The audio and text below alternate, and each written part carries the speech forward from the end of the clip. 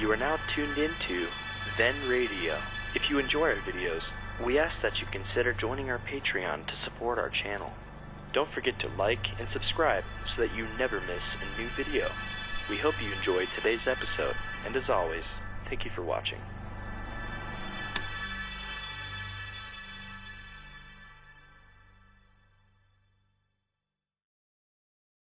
Petri Wine brings you Basil Rathbone and the new Adventures of Sherlock Holmes.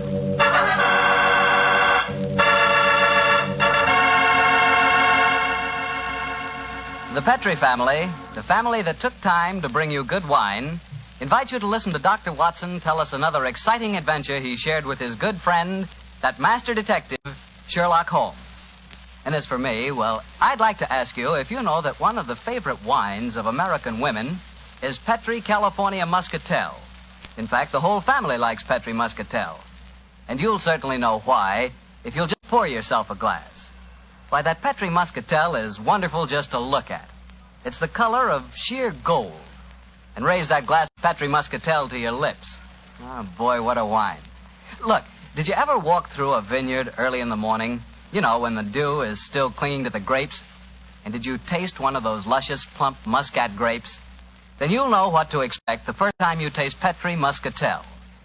Petri Muscatel brings you that same wonderful muscat flavor, right from the heart of the grape. Try serving Petri Muscatel after dinner by itself or with fruit or nuts. It's the perfect after-dinner wine. And serve it proudly because 5 letters, P-E-T-R-I, spell the proudest name in the history of American wine.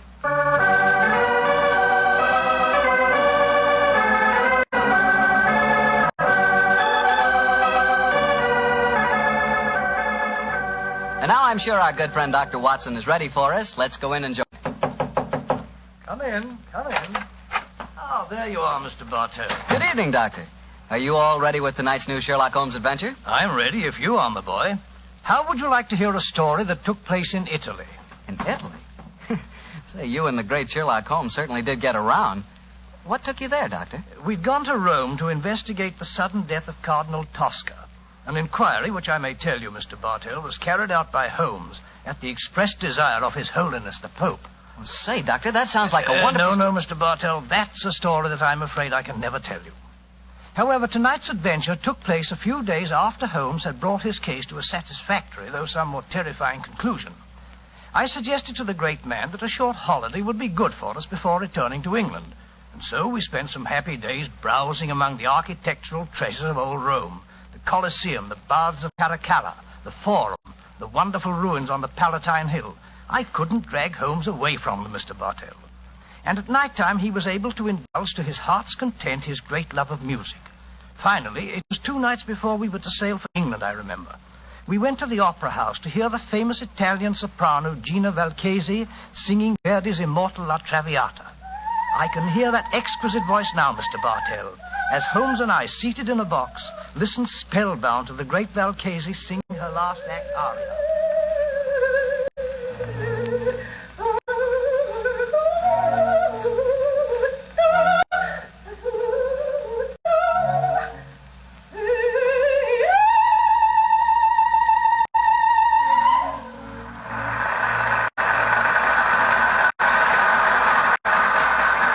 Watson. What a magnificent voice. Yes, it is, Holmes. A pity, though, that most opera stars who sing like Nightingale seem to have the figures of unusually well-fed pouter pigeons. Poor woman, she must weigh at least 20 stone. Nevertheless, you mustn't refer to her as poor, my dear chap. Despite her somewhat unfortunate proportions, Signora Gilda Valchesi remains one of the greatest and wealthiest of contemporary sopranos. Listen to the applause. Yes, undoubtedly she'll sing an encore. We might as well go back to her dressing room now. The opera's almost over. Why are we going back to her dressing room? Because during the last intermission, I received a note from her requesting my attendance. Oh, what did the note say? Well, it seems that the lady is not too popular with certain members of the opera company. Well, I've no wish to become entangled in any opera clash of temperaments. I confess I find myself not a little interested in meeting the lady. Shh. She's going to sing an encore.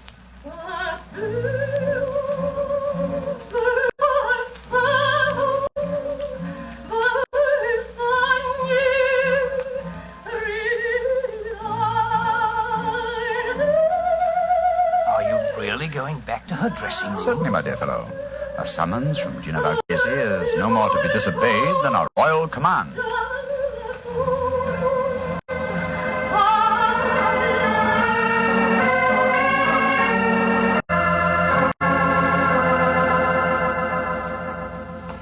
I must ask you, gentlemen, not to stand outside La Valchese's dressing room. We permit no strangers, particularly foreigners. But the Signora has requested our presence. May I ask who you are? Permit me to introduce myself, gentlemen. I am Armando Bellini, Inspector of Police. My name is Holmes, Sherlock Holmes, and this is my friend, Dr. Watson. Sherlock Holmes? But this is a great honor. Allow me to apologize. Here in the Opera House, we have to be so careful, you understand, of intrigues. There are so many. But Senor Holmes and his friend, I am so happy to meet you both. At headquarters, I hear wonderful reports of your work in the Cardinal Tosca affair. I should prefer not to mention that unfortunate matter, Inspector, except under conditions of extreme privacy. Oh, quite so. And behind the scenes at the opera is not the most secluded place. Please to forgive me. You are waiting to see La Valchese? Yes. Well, she is still on the stage. She has requested your presence, you say, Senor Holmes? Yes, I trust the meeting is to be a social and not a professional one. We're sailing for England in a couple of days. And you came to hear the great Valchese sing before you left. Most understandable. A magnificent voice, Inspector. Yes, Doctor. And still, well, I am a devout opera lover myself. Yet I cannot help but feel its future lies with those who can add a youth and beauty to a great voice. That's true. True, Signor. But where can you find such a combination? I have found it. Here in the opera, there is a girl. She is my protege. Someday, I hope she will be my wife. At the moment, she is only understudying La Valchese. If she should ever get the opportunity of singing in her place, then a new star will be born. Oh, really? What's her name? Lisa Bordoni. She has but recently come to Rome from Milano, where she was studied with the great Alfieri. Confidentially, I think that La Valchese is so jealous of her that... Oh, here is Lisa now. And that is her brother with her. Lisa, cara mia, please to join us. By George, what a beautiful girl. What is it, Armando? Permit me to present the famous English detective, Senor Sherlock Holmes, and his friend, Dr. Watson. How do you do? How do you do, young lady? Glad to meet you both. This is my brother, Wally. How do you do, sir? I certainly feel that I know a lot about you two gentlemen. No, I can't tell you how many times I've read your stories, Dr. Watson. Indeed, sir. I'm very flattered. Lisa, cara mia, we were just saying that in youth and beauty, combined with the voice, lies our future hope in the opera. Your day will come, Lisa mia. Your day will come soon. I hope you're right, Armando. But as long as I understudy Gina Valchese, I don't see when I'll get my chance. She's disgustingly healthy. If you'll pardon my saying so, young lady, though your name is Bordoni, you and your brother don't sound in the least Italian. Well, we're not, Mr. Holmes. We're American. But to succeed in Italian opera, my sister has found that an Italian name is essential. So the Borden family became the Bordonis. In any case, my real name is Lizzie Borden. Oh, really? I'm sure you, Mr. Holmes, as a famous detective, will see that I had to change my name. Yes, I can well understand. Who was Lizzie Borden? Well, my dear fellow, one of the greatest and most successful of murderesses, who wielded an axe with incredible dexterity. I've often regretted that I was in Tibet instead of America at the time of that particular case. Senor Holmes, I do not understand you Anglo-Saxons. To me, a murderess is a murderess. Now, when you speak of a greatness in women, I feel... Oh, but here comes Gina Valchese now. I will introduce you. How many times must I tell you allow no one to stand outside my dressing room? Send them away. La Valchese is tired. But you wish to see Senor Sherlock Holmes, the famous detective. He has come here in answer to your request.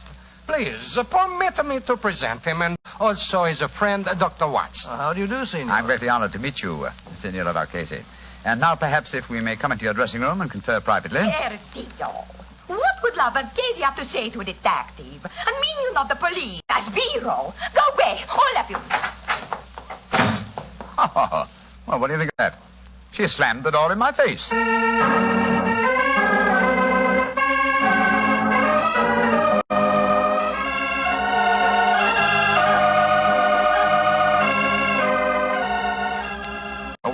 Waiter. Si, senor. Bring me some more coffee, please. Si, senor. The very pleasant dining here on the hotel terrace, I must confess. Very. Amazingly warm, considering yesterday's snow. Yes, it is. Later I suggest we pay another visit to the opera and hear Valchesi sing Gilda and Rigoletto. Upon my soul, Holmes, it seems to me that you're astonishingly casual after the way that woman insulted you last night, slamming the door in your face as if you were a tradesman. Shocking. What would you have me do, my dear chap? Force my way into a room, demand an apology, or have my friend challenge her to a duel in order to avenge my honor? Oh, don't try to be funny, Holmes. You know perfectly well what I mean. The lady asks you to come and see her, and when you do, she pretends she's never heard of you. And here it is nearly 24 hours later, and you've done absolutely nothing about it. Oh, dear old Watson. You're really quite upset over the affair, aren't you? Well, if it'll make you any happier, let me tell you, I have done something about it. I'm delighted to hear it. What? This morning I was able to obtain a specimen of Valchesi's handwriting from an autographed picture in the possession of Inspector Bellini. I compared the writing with that on the note and that I received in the box last night. It was the same, proving that the message I received was authentic. Oh, in that case, why did she snub you like that? Well, something was to frighten her, I suppose. Something or someone who was standing at the dressing room door with us. Well, who was there? Inspector Bellini, Lisa Bordoni, and her brother. Precisely, my dear fellow. Therefore, we may assume that La Valchesi had no wish to recognize me in their presence. But if you think that, Holmes, why haven't you been in touch with her today? She may be in some dreadful danger. Oh, if she is, she can find me easily enough. Meanwhile, I'm perfectly happy to be left alone. The last few weeks have been sufficiently strenuous without becoming involved in some fresh case. On my soul, Holmes, you must be tired. I've never known you to be so indifferent to a case. Great Scott. What is it, Watson? Look, walking towards us. It's Signora Valchesi herself. Oh, and judging from the lady's expression, she seems to be in some distress. Good evening, Signora. Signor Holmes, I must speak Please to sit you. down, won't you? This is my colleague, Dr. Watson. How do you do? First, I must apologize for my behavior last night. It would have been dangerous if La Valchesi had acknowledged that she had to communicate with you. That's just what my friend assumed, madam. Please speak quite freely now, Signora. No one can overhear us. Signor Holmes, I am being persecuted. My life is in danger. You must save me. You've been threatened. Si, Signor. And now today, tragedy has struck. My sister, my beloved Bella, lies near death from a murderous attack. An attack that was meant for me. Good Lord, what happened, madam? If you will please to keep quiet, and let La Valchesi speak, will I learn what happened. Oh, I'm so sorry, madam. This morning, I always myself take my dog for a walk. But this morning, I feel a trace of a cold. I ask my sister to take the dog for a walk. Please do understand that my sister is very much like me in appearance. Yes, I understand, Signora. Please continue. She walk alone in the park. From nowhere, a horseman come gallop and ride her down. This much I learned from the traces in the snow when I hurry and go to find her. Was she able to tell you who the horseman was? No, she cannot speak, Signor. They say at the hospital that her skull is fractured, that she may not live. Signor Holmes, that attack, it was meant for me. You must protect me. Signora, I shall do everything in my power to... No! What's wrong, madam? Somewhere there is a cat. I know it. Make it go away. I cannot stand cats. They drive me mad. No! Oh, make it go away, please. I cannot sense them without even seeing them. Shoot, run away, shoot. No. I can't see please, one. It must be your imagination. Signora, I am sorry to make such a scene, but I cannot bear to be near a cat. I cannot tell you what it do to me. It may sound a foolish weakness. No, not at all, Signora. Such a condition is quite common. In fact, I believe medical science has given it a name. It's known as ailurophobia. Oh, whatever it is called. It make me ill. I must go to my room. I cannot stand much more. My poor sister. I imagine with your sister at death's door, Signora, you will not sing tonight. Signor Holmes, I love her very much. But even a sister is only a sister. My art is my life. In an hour, Signor, I sing Gilda in a Rigoletto. You will attend the performance. And afterward, you will tell La Valchesi how she may trap this devil who seek to destroy her.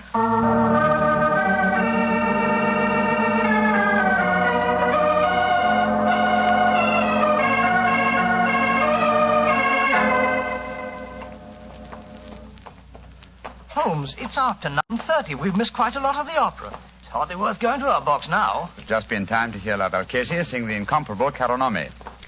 Come on, old fella. Let's slip in. quietly as we can. Seems to me we should have been in our box from the beginning of the performance. She asked you to keep an eye on her. That's true, old chap. But it occurred to me that an attack on her during the performance was unlikely, and that our time might be more profitably spent making inquiries at the riding academies. You drew a blank. We found no trace of that mysterious rider. No, but at least we tried. Here we are. Let's stand at the back of the theater for a few minutes.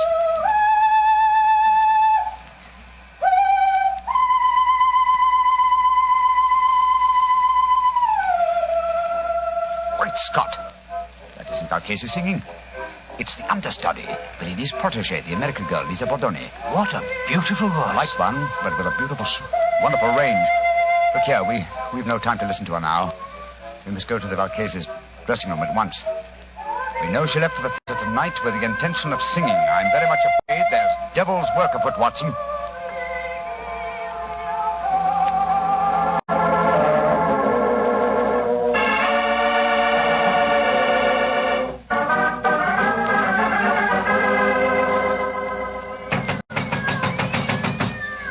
Doesn't she answer? Shh.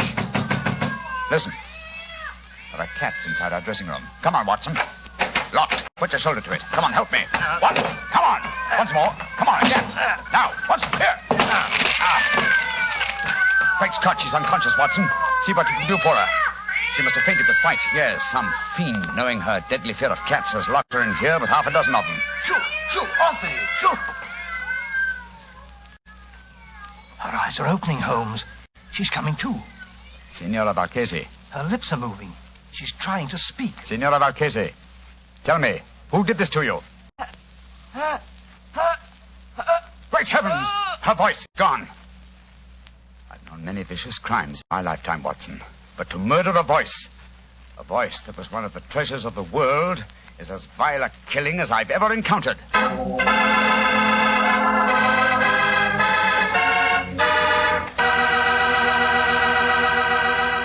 Dr. Watson will tell you the rest of his story in just a few seconds.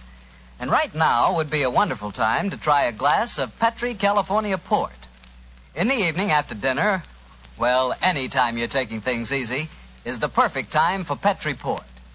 Petri Port is a rich red wine, the kind of wine you like to sip slowly, so you won't miss a drop of its truly fine flavor. I'm not kidding when I say you owe it to yourself and your family to try Petri Port. In fact, you should try Petri Port and Petri Muscatel. So don't buy one, buy two. Buy both Port and Muscatel. Just be sure you get Petri, because Petri wine is always good wine. Well, Dr. Watson, so the great opera singer lost her voice when someone locked her in a room full of cats, huh? What did you and Sherlock Holmes do? We took Signor Valchese back to her hotel at once and saw that she was properly taken care of. How did the understudy, Lisa Bordoni, make out, Doctor? Well, the tragedy that overtook Valchese gave her great chance. She received a tremendous ovation at the close of the performance, and it seemed certain that another star had been born. But let me tell you the story just as it happened, Mr. Bartell. A little later that night, Holmes and I were once again standing on the balcony of our hotel, watching a crowd of people that had assembled in the courtyard. You see that crowd, Watson? Yes, I suppose they've come here to acclaim the new star. No, my dear fellow. That crowd isn't planning a celebration. Look at them. Listen to their angry murmuring. I'm afraid there's going to be trouble. I don't like the look of it. Hello. Here comes Lisa Bordoni's brother, Wally. What's wrong, sir? Mr. Holmes, you've got to do something. What's happened? Well, somehow the story about the cats in La Valchese's dressing room has spread. The crowd outside are saying that my sister, Lisa, planned the whole thing so that she could sing Valchese's part in the opera tonight. Where's your sister now? In a room at the hotel here. I managed to get her away from the crowd, and I locked her in. But the mob, I'm frightened for her. Here comes the official representative of law and order, Inspector Bellini. Wally, where is Lisa? I was just telling Mr. Holmes that I'd locked her in a room. Well, that crowd's in a dangerous mood, Bellini. What precautions are you taking? I have thrown a cordon of police around the hotel. The mob is getting out of our hand, and Lisa must be protected. As a matter of fact, the situation is even worse than the crowd knows. I have just been told that La Valchese's twin sister Bella died in the hospital tonight. That adds a murder charge. If the crowd knew about that, I tremble to think what might happen. Did you say that La Valchese's sister was a twin, Inspector? Si, Senor Holmes. She was her exact double in everything but voice. Indeed, how very illuminating. If you don't mind, I should like to have a few words in private with my friend, Dr. Watson. Excuse us for a moment, please. What do you make of it, Holmes? What do you, old chap? Well, the American girl seemed very charming and all that, but she might have done it. It had to be either her brother, or the inspector himself. They all had a motive for wanting La Valchese to lose her voice. But I must say I can't understand the motive behind the murder of her twin sister. I think I can give you the answer to that question in a very few minutes. But meanwhile, the mob gets uglier and uglier. The only way to avert violence, Watson, is to give them quick proof and a certainty of conviction. I must go back to Bellini and the young American. I want to keep an eye on them. Meanwhile, I want you to slip out and get me a cat. Cat? What on earth for? You'll find out soon enough. But Holmes, what kind of a cat? Oh, any kind, but hurry.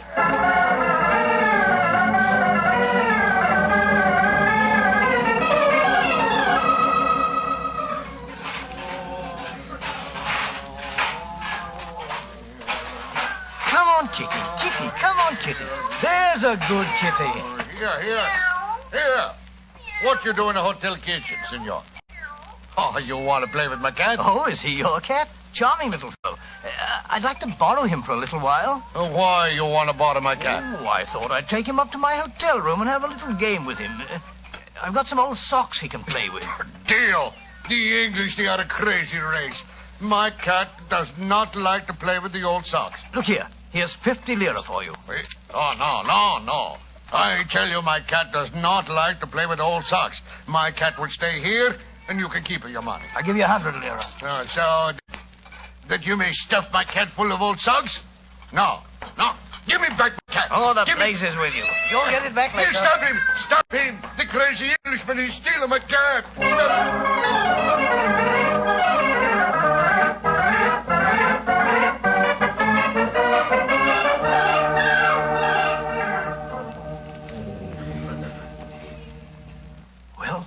I've got the cat for you, Holmes, but I wish you'd tell me what we're doing outside Valchese's door with it. I'm going to try an experiment. We open her bedroom door softly. So. Slip the cat in. So. And close the door. Holmes, man, what the blazes do you think you're doing? You'll drive her mad. I think not. Listen. And watch through the keyhole if you can. Where you come from, you stupid cat? Go away. Holmes, her voice. It's come back. Yes, I thought it might. I can see her through the keyhole. She's picking the cat up by the scruff of its neck. She's walking toward the balcony. Yes, and towards the crowd down below. An excellent opportunity for a public confession. Come on. Stella! What do you want? I charge you with the murder of your sister, the great singer, Valchese.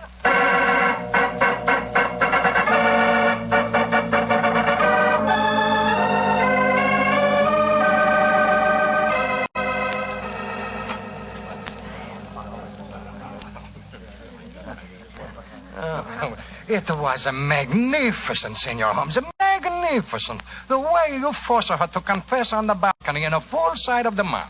And so you saved Lisa. I can't thank you enough, Mr. Holmes. Nor can I. Though I still don't see how you guessed.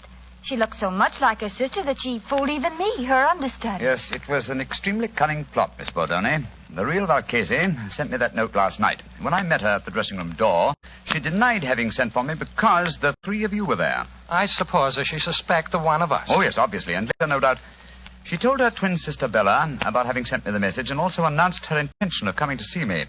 Bella saw her opportunity, murdered La Valchese, assumed her identity, and to give added realism to her role, followed through with her sister's plan by coming to see me today. But I still don't understand this business, Mr. Holmes. Why did the twin sister lock herself in her dressing room and fill it with cats? What did it accomplish? It gave me the chance to sing. Yes, that's true. Which is why Watson felt certain the criminal must be you, your brother, or Signor Bellini. But you see, the episode with the cats accomplished one other thing. It made it plausible that the great Valchese should never sing again. To whose advantage would that be? An impostor, of course. In the person of a twin sister who could not sing and who must surely envy her sister's great will. Exactly, my dear fellow. As soon as I knew they were twin sisters in everything but voice, it became more than a possibility. It became probability, but it had to be tested. That's why I sent for the cat, Watson. When the sister, thinking herself unobserved, exhibited no terror for cats, well, it became a certainty. On my soul, Holmes, this is as fantastic a plot as ever we've met. A diabolical plan, Watson. And I'm only thankful, Miss Bordone, that we were able to expose it before the crowd reached you tonight. I don't know what I can ever do to repay you, Mr. Holmes. Oh, that won't be hard, my dear. A box at Covent Garden for your London debut would be, an ample repayment. And from what I hear of your reception in Rigoletto tonight, I shan't have to wait very long for that reward, eh? It's a promise, Mr. Holmes.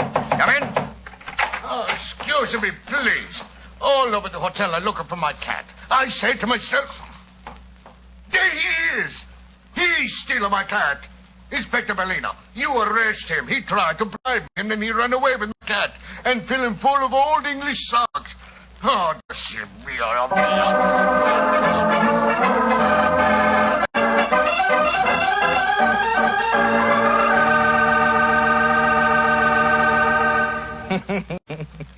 Doctor, I'd sure like to have a picture of you running away with that fellow's cat under your arm. You, a cat stealer. It's not a bit funny, Mr. Bartell. Believe me, it was most embarrassing. I know. But it was all for a good cause, and I think you were splendid about the whole thing. Incidentally, how'd you happen to look for a cat in the hotel kitchen? Oh, there's usually one round the back door of the kitchen. Haven't you ever wandered, backstage in a hotel? Fascinating. Oh, of course I have, but I've never been in a hotel kitchen. Then where were you? In the wine cellar. I should have known. Yes, Doctor, I like to look at bottles of Petri wine because when I see a Petri wine, I know I'm looking at a good wine. And Petri wine is good because of the Petri family. The Petri family first started making fine wine before the beginning of this century, generations ago. Since then, winemaking has been their heritage, handed on down from father to son. So you can take it for granted that the Petri family really knows how to turn luscious, sun-ripened grapes into clear, fragrant, delicious wine. And you can take it for granted, too, that the name Petri on a bottle of wine is more than a trademark. It's a personal assurance of the Petri family that every drop of wine in that bottle is good wine. You just can't go wrong with Petri wine because Petri took time to bring you good wine. Well, Dr. Watson, what story are you planning to tell us next week? Next week, Mr. Bartell, I'm going to tell you a strange adventure that Holmes and I had many, many years ago. It concerns a young girl, the mutilation of her doll, and the tragedy that overtook a certain wise woman from the mountains.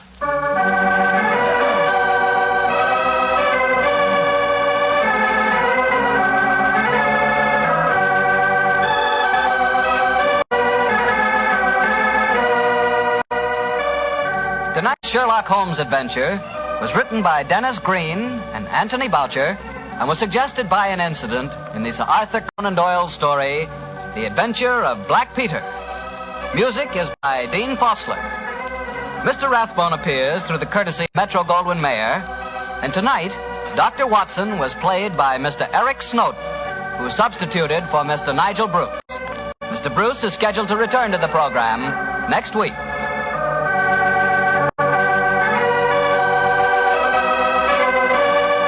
Wine Company of San Francisco, California, invites you to tune in again next week, same time, same station. Sherlock Holmes comes to you from our Hollywood studios.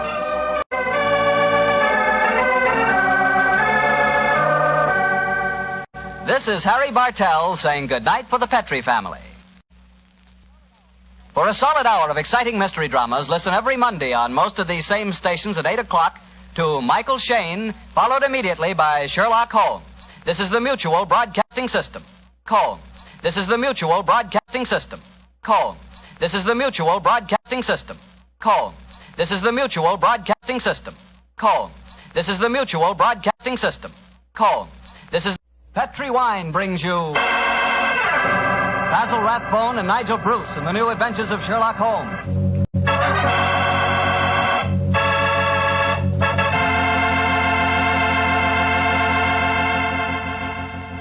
The Petri family, the family that took time to bring you good wine, invite you to spend the next half hour listening to Dr. Watson tell us another exciting adventure he shared with his old friend, that master detective, Sherlock Holmes. And I'd like to tell you about something you ought to share with your family before dinner. And that's Petri California Sherry. Because Petri Sherry can make that time before dinner a high spot in your day. That Petri Sherry is a truly fine wine. Its color is a deep amber, rich and inviting. And the wine is wonderfully smooth and full-bodied. Flavor, a swell. Honestly, I mean it when I say the best beginning a good meal ever had is a glass of Petri sherry. Oh, and look, if some of your family like their sherry dry, not sweet, they'll really like Petri pale dry sherry. So to be sure you please everyone, don't buy one, buy two. Buy the regular Petri sherry and Petri pale dry sherry. And be sure you look for those letters P-E-T-R-I, because they spell the proudest name in the history of American wines, Petri.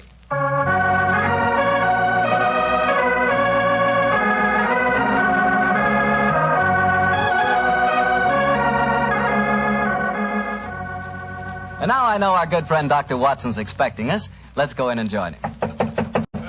Come in. Good evening, Doctor. Good evening, Mr. Bartell. Say, how are you feeling, Doctor? All over that attack of flu you had? I'm feeling very much better, thank you, my boy. I'm still a little weak. We old fossils take much longer to get over that sort of thing than you young fellows. Well, you take good care of yourself, Doctor. You've got a lot of friends, you know. Oh, I'm very glad to hear that. Thank you, Mr. Bartell. And now settle yourself down, and I'll get on with tonight's new Sherlock Holmes adventure. Where did it take place? You may not be familiar with the names of Jersey, Guernsey, Alderney, and Sark, but those are the 4 principal islands that make up the group known as the Channel Islands. Oh, yes, Doctor, I have heard of them. Somewhere in the English Channel, aren't they? Between the southern coast of England and the northern coast of France? That's quite right, my boy, though I very much doubt if you ever heard of the tiny island on which this story happened. It was the island of Garth, a minute but self-contained spot with a population of just under 1,000 inhabitants, subsisting, and from what I saw of the island in those days, subsisting very well on its dairy products. Was it under the rule of the British government, Doctor? No, Mr. Bartell, not exactly. You see, the island belonged to a family by the name of Horn. The head of the family, who was known as the Seigneur of Garth, was an independent ruler owing nominal allegiance to the King of England. That allegiance was expressed by one of those traditional ceremonies in which the Seigneur annually presented 1 pound of freshly churned butter to a representative of the British Crown. Times haven't changed much, have they, Doctor? Pound of butter is still worth a king's ransom. But tell me, what were you and the great Sherlock Holmes doing on the island of Garth? Well, I just coming to that, my boy, if you'll give me a minute. It was in the summer of 1896 when, to my utter amazement, Holmes informed me that we were going to the island of Garth as the official representatives of the British Crown to accept the annual presentation of butter. At the time, I must confess, I couldn't see why Holmes wanted to accept such a ridiculous mission. It was only as we approached the island in a small fishing boat that he told me a great deal more was at stake than a pound of butter. Unfortunately, Mr. Bartell, I'm not much of a sailor, and as the wind was blowing hard and the sea racing, I'm afraid I wasn't a very intelligent companion.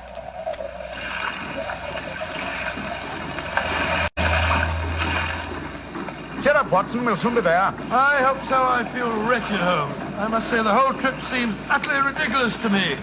Plunging and bobbing about in a little boat in a raging torrent just because somebody wants to give somebody else a pound of butter. Dear old Watson, you don't really think our mission is so innocuous, do you? Then why are we going to the island of Garth? We're going to the island of Garth at the express wish of its present ruler, Martha Horn. Martha Horn? I never heard of her. She's an extremely spirited old lady, and the only woman who dared tell a certain resident of Windsor Castle that she looked devilishly dowdy for an empress. Great Scott, you mean that I mean, Watson, that Martha Horn's behests are not lightly disregarded. Obviously, she wishes to see me urgently. Also, my brother Mycroft put pressure on me. He reminded me that a visit to Garth might be closely allied to this emerald tie pin I wear. Of course, you recall the origin of this pin. Well, naturally. That lady at Windsor Castle gave it to you after our little trouble last year over those stolen plans for the Bruce Partington submarine. Exactly, my dear fellow. But remember that the spy Oberstein had put those plans up for auction in all the naval centers of Europe. Some hint of their nature must have leaked out. It's even possible that other powers may be able by now to duplicate the pride of our submarine fleet. And whoever controls the channel, Watson, controls England. Well, they're dropping anchor, and yet we're still a quarter mile out from the island. Why do you think they're doing that? Here comes the skipper. He'll tell us. Here is as close to the island as we may approach, monsieur. We have already sent signals. A smaller boat is putting out for you. It will be here in a little while. Thank you. A smaller boat? Good Lord. Holmes, you were hinting at the naval significance of the island of Garth. Yes, old chap, I was. Well, what good would it be as a port if even a small boat like this can only come within half a mile of it? For a surface vessel, no. But we were speaking of submarines. Garth, I learned from the encyclopedia, boasts a magnificent interior cavern accessible only through underwater channels. Great Scott, an ideal natural harbor and dry dock for a submarine fleet. Precisely. And on the control of the island of Garth, Watson may well rest the fate of the British Isles. Now, old chap, perhaps you see why Mycroft was so anxious for us to collect a pound of butter.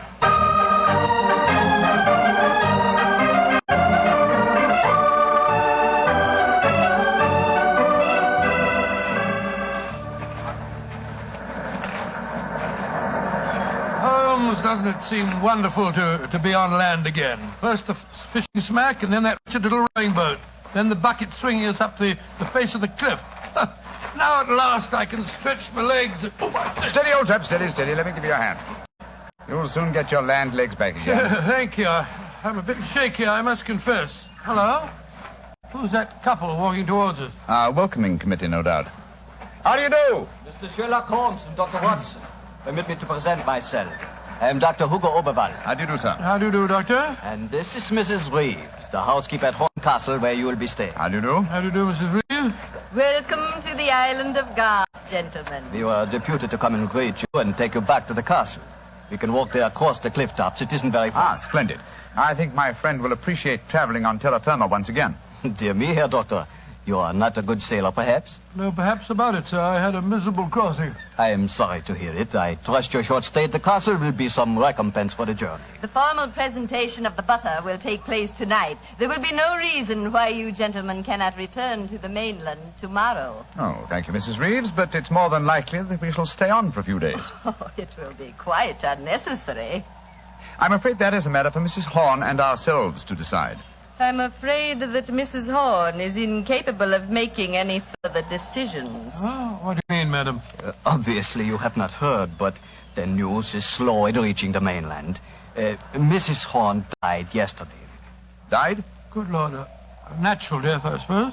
But, of course... I attended her myself. Simple case of heart failure. The poor lady died in her sleep. Shall we begin our walk to the castle? By Jove, Holmes, this changes things. You suppose it was a natural death? I suppose nothing, old fellow. But in almost 20 years of practice, I can recall precisely 3 clients, actual or potential, who died natural deaths. Come on, let's follow them.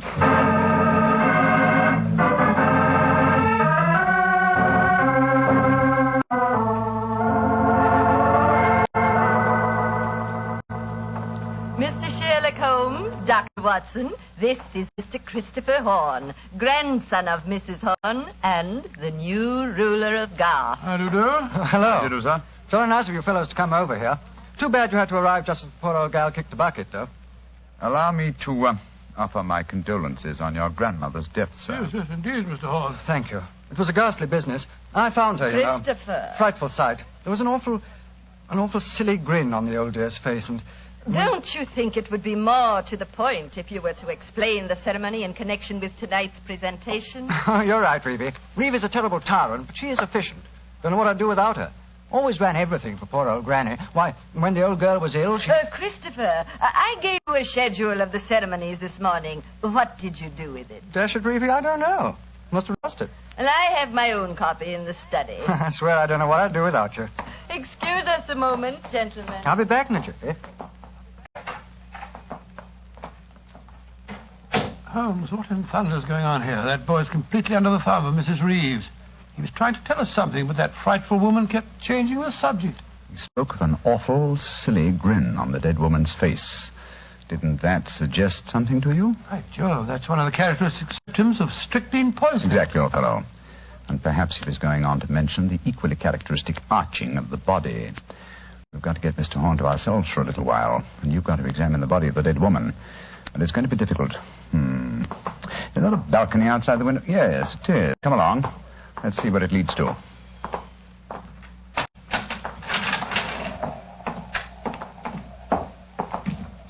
The balcony seems to lead right round this particular wing of the castle. Must have served as a lookout in the olden days. I wish the balcony were a little wider. Must be a sheer drop of a couple of 100 feet down to the rocks below. Yeah. Hello. These must be the windows of the room adjoining the one we just came out of. Let's go a little closer, shall we?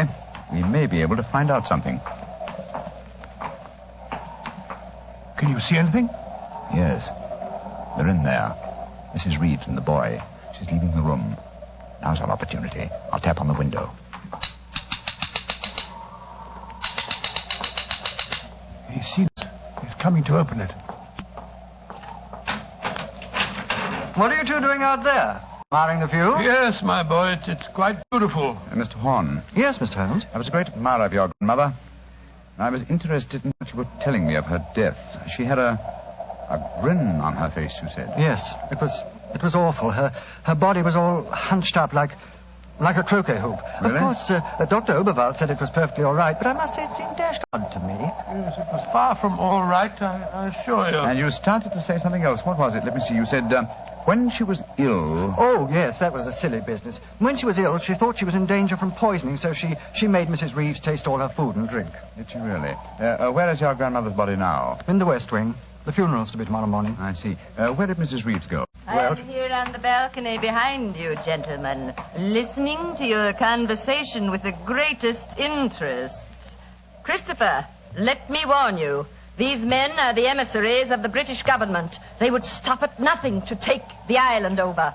These men are trying to influence you against me, against Reevy, who has looked after you ever since you were born, and who tries to protect you now that your grandmother has gone and you are alone. Yes, I know, Reevy, but after all... That is your pride as the head of the Horn family, the Seigneur of Garth. The Garth that I'm trying to save for you. This man is completely unscrupulous. He was about to accuse me of murder. Weren't you, Mr. Sherlock Holmes? The thought had occurred to me, Mrs. Reeves. Of course it had, because you wished to poison Christopher's mind against me. Well, Mr. Holmes, we have no police on the island of Garth. Our only law is the word of the Seigneur, and Christopher now holds that title. Seigneur, what do you say? Will you allow an Englishman to blind you by accusing me of being a murderess? Mr. Holmes, Dr. Watson, I shall meet you at the ceremony tonight. Beyond that, I don't care to speak to you again. Good day. A shame to spoil your plans, isn't it, Mr. Holmes? Well, upon my soul. Magnificent, Watson. Magnificent.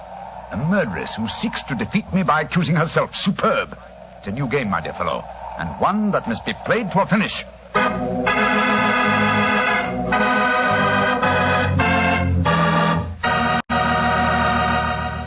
We'll hear the rest of Dr. Watson's story in just a second, so I'm just going to remind you that right now is one time you'd really enjoy a glass of Petri California Port.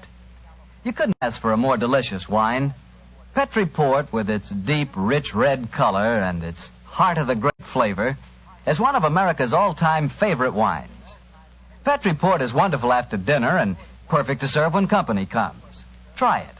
But just remember that when you want the kind of port I'm talking about, you've got to make sure it's Petri Port, because all Petri wines are good wines. Dr. Watson, this is certainly an unusual story you're telling us tonight. What happened after Mrs. Reeves left you and Sherlock Holmes standing on the balcony? We retired to our rooms and had a quiet and lonely lunch. Though the great man said little, I could see that he was deeply excited and that his keen brain was evolving some plan that would enable us to solve the mystery of Mrs. Horn's death. After lunch, we started to descend the stairs leading to the main hall of Garth Castle. As we did so, Holmes said... Watson, we're in no danger ourselves. Mrs. Reeves knows that we're here as emissaries of the British government. Yes, and if we didn't return with the butter within a few days, there'd be a British dreadnought here looking for us. However, I am in danger of one of my worst defeats. My professional pride is piqued. If only I could... Watson. Yes, Holmes? If at any time today I slip you a note, don't read it at once, but... Shh. Here comes Mrs. Reeves. Precisely, Watson. I entirely agree. If I do not make the test on Mrs. Horn's body within 24 hours of her death, it will be useless. I must make it by 3 o'clock this afternoon. Mr. Holmes. Oh, yes, Mrs. Reeves. I want to apologize for my behavior before lunch. I was intolerably rude. Oh, please, no. Whatever my quarrels may be with British politics, I at least owe to both of you the duties of hospitality. That's very gracious of you, Mrs. Reeves. I wonder, Would your hospitality also include a personally conducted tour of the subterranean caverns for which this island has become internationally famous? Would they really interest you? Well, I'm afraid that my friend and I won't have the time. Oh, yes, not at all, Watson, not at all. We have plenty of time. As long as we're back here by 3 o'clock. I'm sure Dr. Oberwald would be delighted to join us. He has made quite a study of the unique rock formation. Oh, that's splendid. It should prove a most interesting excursion. But, Holmes, why do we want to go stomping around a lot of damp and smelly caves? Well, the exercise will do us good, old fellow. Will you lead the way, Mrs. Reeves? And please remember that it's most important that I return here... I remember, Mr. Holmes. You must be back here by 3 o'clock.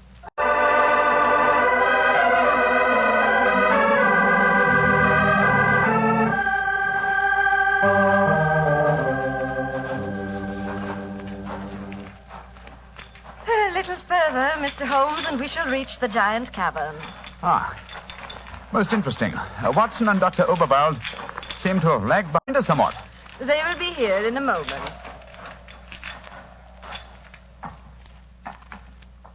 There. This is the giant cavern. Ah, magnificent. Truly a miracle of nature. It's a natural submarine dry dock hewn out of the rocks. Yes, Mr. Holmes. And in the olden days, only the smugglers who inhabited this island knew the entrance that leads to this cave. The first seigneur of Garth found a cache of untold wealth hidden here. Really? Silks, jewels. There are still the remains of some of the finest Calvados brandy stored among these rocks. Indeed. An incomparable drink. Would you care for some? It is our custom whenever visitors honor us with their presence to offer them a glass. I should be delighted. There is a natural shelf here in the rocks. Perfect hiding place. Here you are, Mr. Holmes. And here is a glass. Oh, this is a rare privilege. I imagine that very few people have been offered it. Only our most distinguished visitors, I assure you. This cavern is completely inaccessible from the outer sea, I presume. Completely. Unless, of course, ships could swim under the sea. Which, as you know as well as I, they can, Mrs. Reeves. Even outside the imaginings of Jules Verne. Indeed. Would you care to explore a little deeper? The others will be with us soon.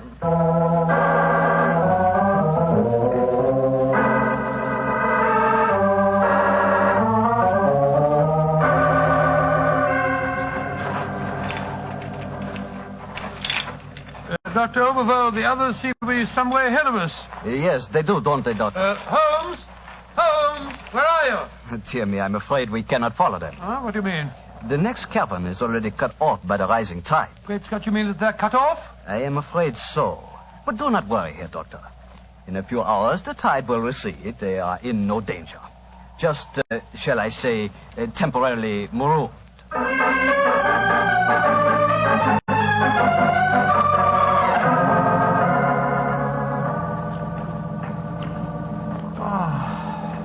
Understand it.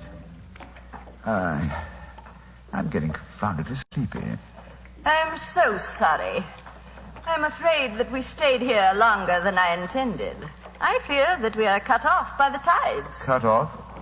For the tides? We're in no danger. In a few hours, we should be able to return. But I'm afraid I cannot get you back at 3 o'clock, which was the time I promised. But it's vital. Absolutely vital that I get back. I'm so sleepy. But please keep talking. I must keep awake.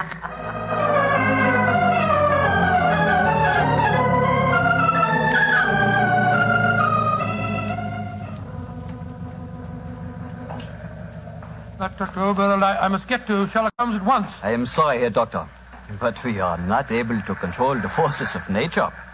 We cannot force the water to recede. Your friend is in no danger. No, but he's got a most important test that he must make by 3 o'clock. I am afraid that will be impossible. I've got to do something. I should have come to these blasted caves in the first place. I don't know what on earth I ought to do. By Jove, that note that Holmes gave me, he told me to open it if... where did I put it?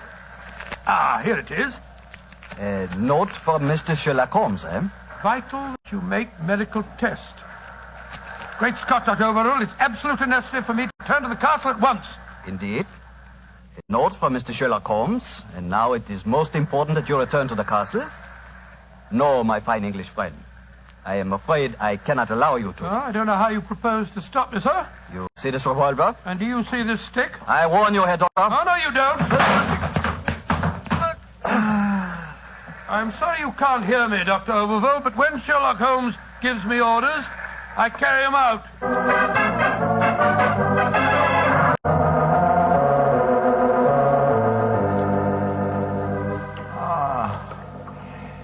Mrs. Reeves, are we still trapped by the tide? What time is it? 5 o'clock. I'm afraid that you will be a trifle late for your important appointment. What a pity. You deliberately trapped me here. You drugged the brandy and kept me a prisoner. Did I? Now, why should I do that, Mr. Holmes? Because you're greedy for power. That's obvious in your domination of that pleasant though weak young man who is now Senor of Garth. I'm sure your beliefs would find support in certain ideologies now arising in Germany. Your choice of a German doctor as an accomplice in your plans would support that theory. And what might my plans be? I should say that you're determined to give Garth as a submarine base to Germany. With this island in their power, they could control the channel. Very interesting. And I suppose, as well as being a spy, I'm responsible for Mrs. Horn's murder? You and Dr. Oberwald between you. She was too strong for you. You had to get her out of the way. You probably made subtle attempts on her life at first, the origin of which you did not realize, but which caused her eventually to send for me. My arrival forced your hand, and so you and Dr. Oberwald resorted to the quite unsubtle expedient of poisoning her. All pure supposition, Mr. Holmes. The only law on this island is Christopher Horn. Do you suppose he'll believe you? No, I suppose he won't. You've outwitted me, Mrs. Reeves. I walked into your trap just as you intended me to. Then in that case, you may collect your pound of butter tonight and return to the mainland tomorrow. Mrs. Reeves, how much longer do we have to wait for the tide before we can make our way back to the castle? We can leave now. We could have left at any time. There's another secret entrance that is above the tide level. I merely had to make you overstay the hour of your test. I could not risk Christopher's seeing definite proof. Come now. I shall lead you back. You fool.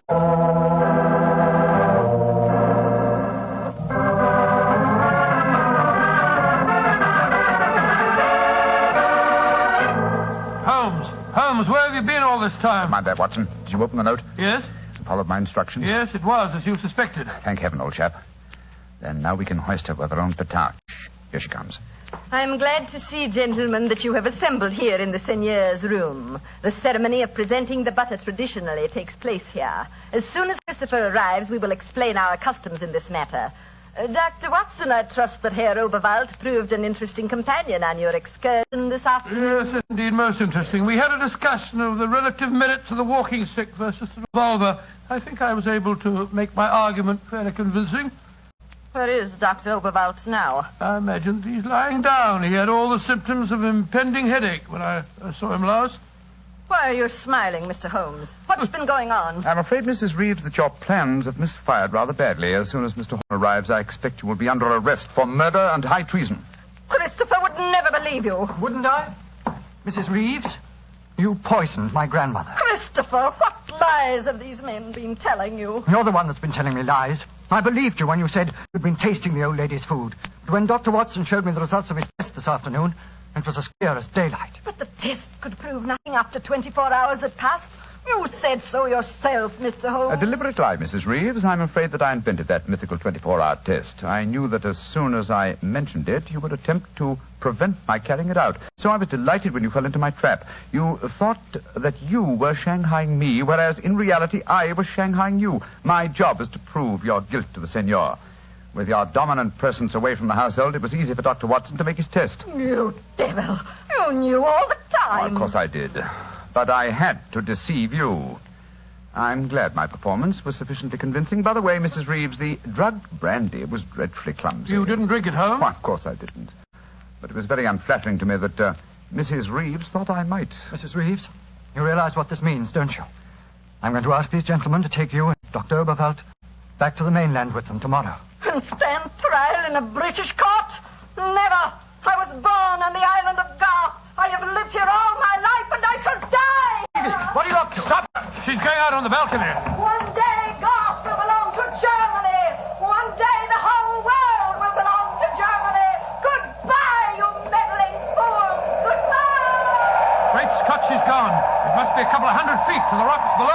dreadful thing. I still can't believe she was a murderess and a traitor. Now, it's shocking. A shabby finish to a shabby business. Mr. Horn, I suggest that we make sure Dr. Oberval does not escape justice, and that we then perform the ritual presentation of the butter. Yes, Mr. Holmes. The island of Garth will still pay tribute to England, and I think it always will.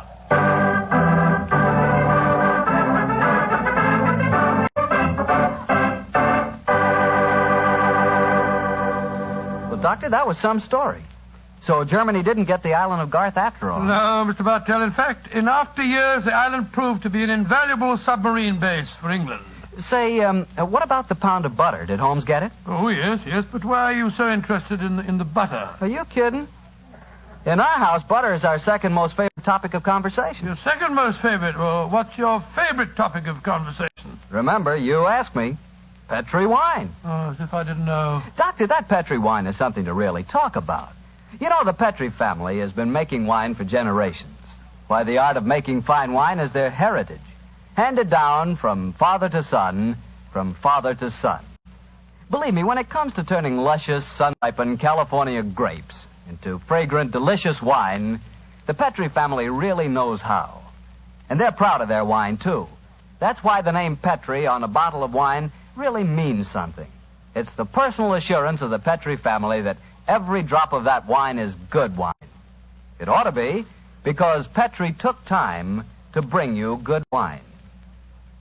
Well, Dr. Watson, what new Sherlock Holmes adventure do you have lined up for us next week? Next week, Mr. Bartell, I'm going to tell you a story that took place on the Sussex Downs many, many years ago.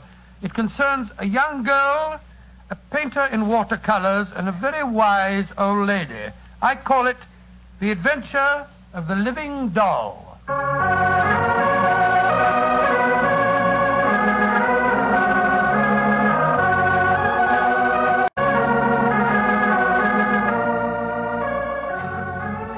Tonight's Sherlock Holmes adventure was written by Dennis Green and Anthony Boucher and was suggested by an incident in the Sir Arthur Conan Doyle story, The Adventure of the Bruce Poddington Plans. Music is by Dean Fosler. Mr. Rathbone appears through the courtesy of Metro-Goldwyn-Mayer, and Mr. Bruce through the courtesy of Universal Pictures, where they are now starring in the Sherlock Holmes series.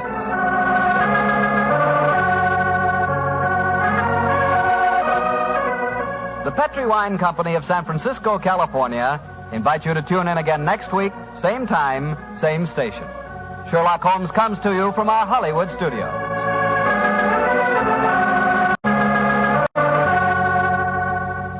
This is Harry Bartell saying goodnight for the Petri family. For a solid hour of exciting mystery dramas, listen every Monday on most of these same stations at 8 o'clock to Michael Shayne, followed immediately by Sherlock Holmes. This is the Mutual Broadcasting System. This is the Mutual Broadcasting System. This is the Mutual Broadcasting System. This is the Mutual Broadcasting System. This is the Mutual Broadcasting System. This is the Mutual